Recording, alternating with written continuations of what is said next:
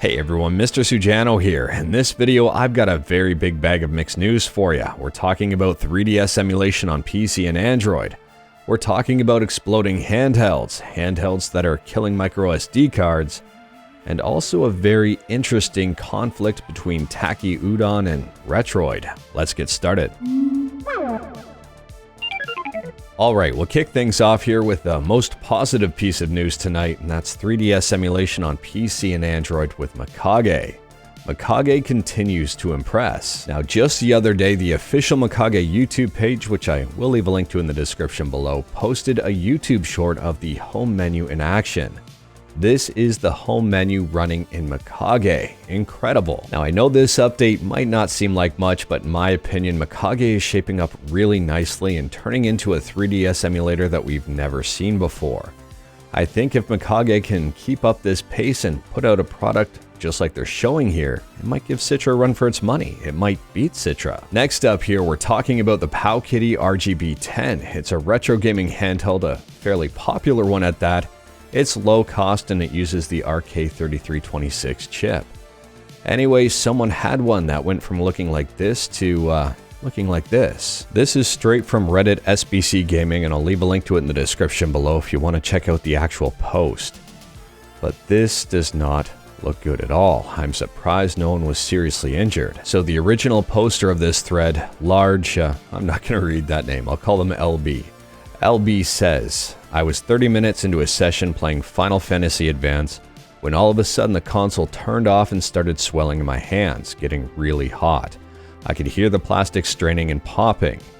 Flames and smoke started pouring out of it. I got the fright of my life and dropped it in between my couch. I grabbed a tea towel that was nearby and used it to grab the console to take it outside. It burned through the tea towel and burned the sides of my couch. It absolutely filled my lounge with smelly white smoke. Now, a little ways down this thread, Grimspoon sums this up perfectly. This is a great PSA. I have several older handhelds from China who I've neglected to use for some time.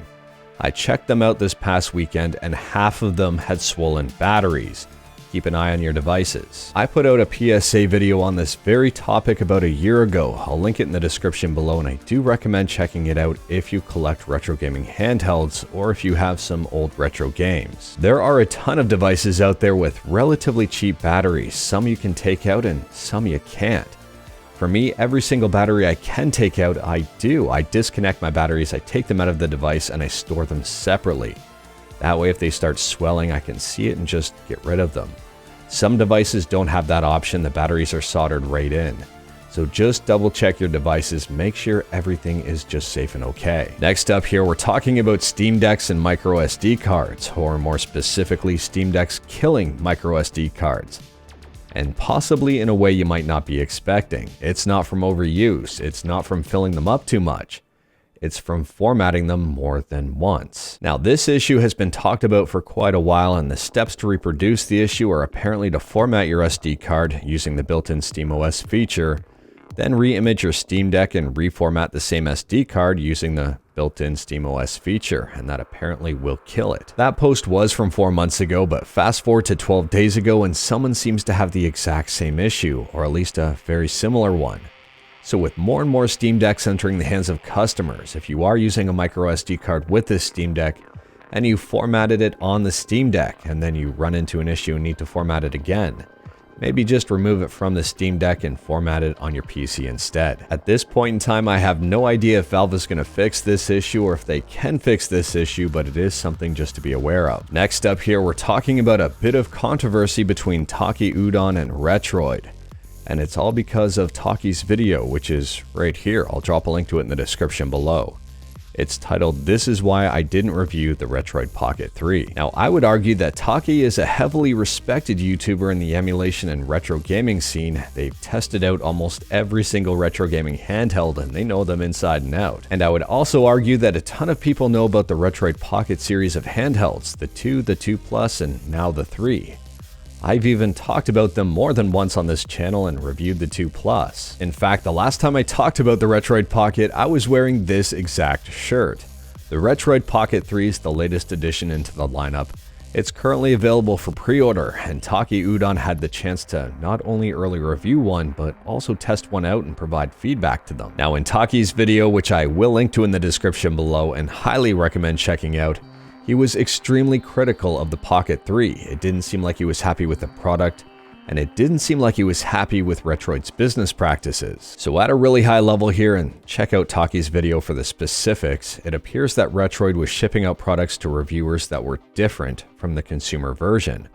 For example, Taki's Retroid had a microphone and rumble feature where the production version didn't have a mic and the rumble feature was seriously lacking. On top of that, apparently Taki identified some screen issues on the Pocket 3 which may not be fixed by the time they get to customers. As it stands, Retroid might already have a bunch of 3s ready to go with that screen issue present. Now for some further unsettling information, apparently Retroid knows of some bugs with the hardware and software for the Pocket 3 and they're shipping it out anyway, with the intent of fixing it hopefully with an OTA update. And I say hopefully because apparently, I'm saying apparently a lot, Taki Udon received an OTA update to fix a brightness slider on the Pocket 3, but the update didn't actually fix the issue. Further to that, Taki mentioned that the white version of the Retroid Pocket 3 is more of a yellow. I guess they screwed up the color on the initial batch. Now, Retroid obviously knew about the video, they definitely saw it, and they posted a massive response. They say, given that the 20th was our original shipping date, Taki Udon released a video the day before the shipment. We don't want to speculate on the motivations of others in the worst possible way, and we will concentrate on shipping as promised. The internet is an open and diverse world, and we are glad to accept criticism, and we will keep our promise to support end customer with better products and customer services. They then go on to say some good things about the Pocket 3 here, talk about the operating system, talk about the button layout, and also talking about the rubber situation that Taki mentioned. Now, I'm not getting into the whole conductive rubber argument. To me, that's not going to make or break the Pocket 3, so if you want to read more about it, I'll drop a link to Retroid's Discord in the description below. But I will scroll down here to something I do find interesting. Retroid states, and bear with me here because this is wordy, I think if a company can pay enough attention on tracking customers' issues and problems, and be willing to give enough transparency to public and keep the company learning and growing up on community voice, this company still sounds encouraging and promising. That really isn't saying a whole lot. I didn't see any mention here about the screen issue, about the slider issue, or any of those issues that Taki specifically called out. However, Kenzans here on Twitter did post a picture of the white version of the Pocket 3, and to me this one does look kind of white.